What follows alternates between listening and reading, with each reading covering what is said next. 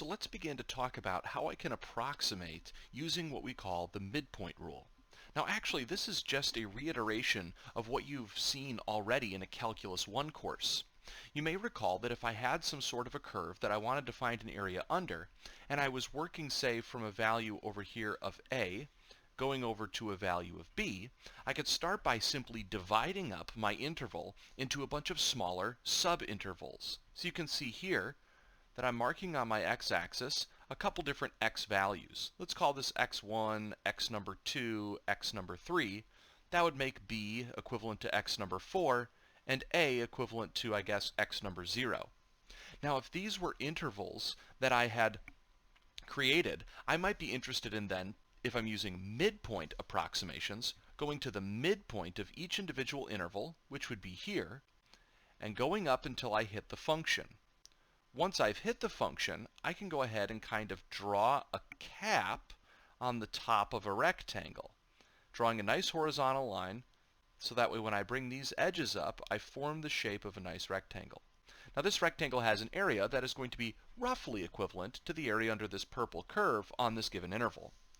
Now if I was to go ahead and attempt to repeat that on every single one of these intervals and draw out my different rectangles, I would get a picture that starts to shape up like the following.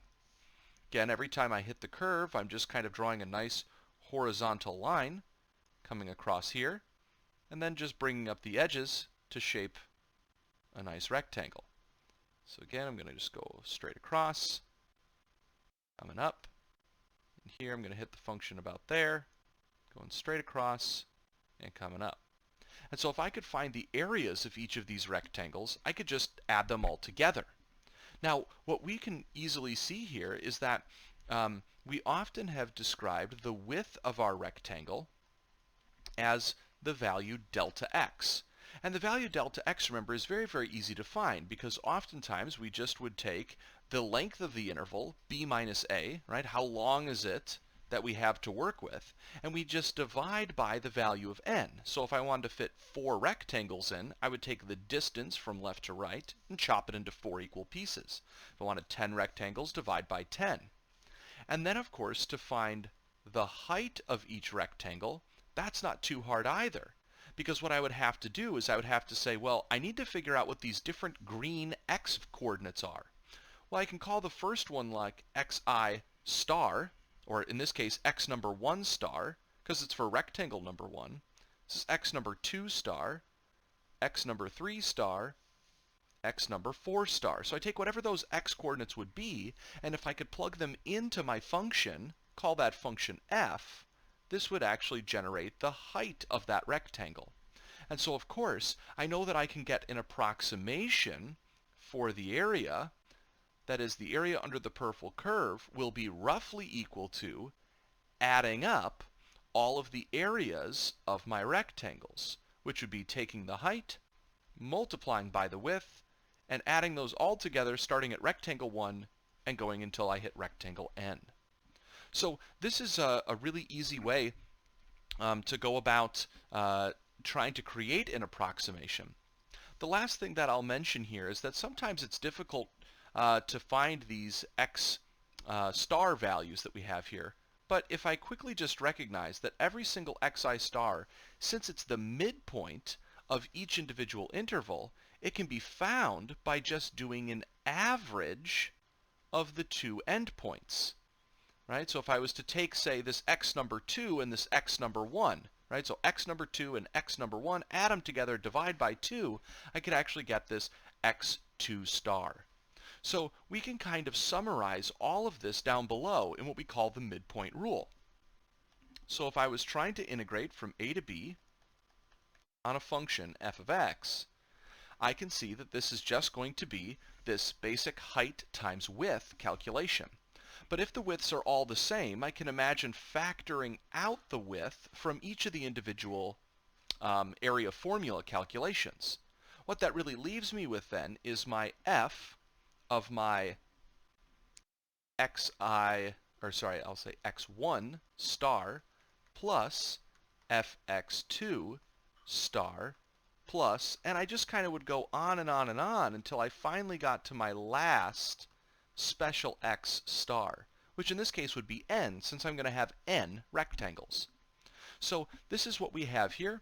Again, I'm just going to go ahead and re-record that delta x here can easily be found with a b minus a over n, and my xi star can always be found by just taking my two endpoints of the interval and adding them together, dividing by 2, or taking their average.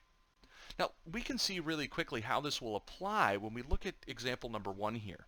And so I'm going to be using this function, this e to the negative x squared, throughout all the examples in this section. Now, e to the negative x squared has a kind of interesting shape to it. I'm going to go ahead and sketch out what that curve is going to look like. It actually looks extremely similar to the picture that we had up above. It's a curve that looks pretty much like this. And you could go to your calculator and just double check by graphing that function. Now I'm going to mark down roughly where 1 and negative 1 would be on my axes here, and I know that I want to find the area under this curve between these bounds. But I'm going to try to approximate that using the midpoint rule, where n is a 2. So let's start to find a couple different things here. First, I'm going to try to find delta x. I want to find how wide each of my rectangles are. So first, I can establish how long is the interval. Well, you could do the calculation of 1 minus negative 1. You could just eyeball it, but clearly it's going to be 2 units long. I have to chop that up into 2 equally sized pieces, so each rectangle is a width of 1. So I can see that my first rectangle has to be over here from negative 1 to 0, the second one from 0 to 1. Now to find my green midpoints. Again, this is super easy. I can spot that the midpoint here is going to be negative a half, and on the other side it's positive a half. No big surprise. Of course, if those numbers were a bit more complicated to work with, I could have easily just calculated an average. So now I'll go ahead and I'll kind of draw out my rectangle.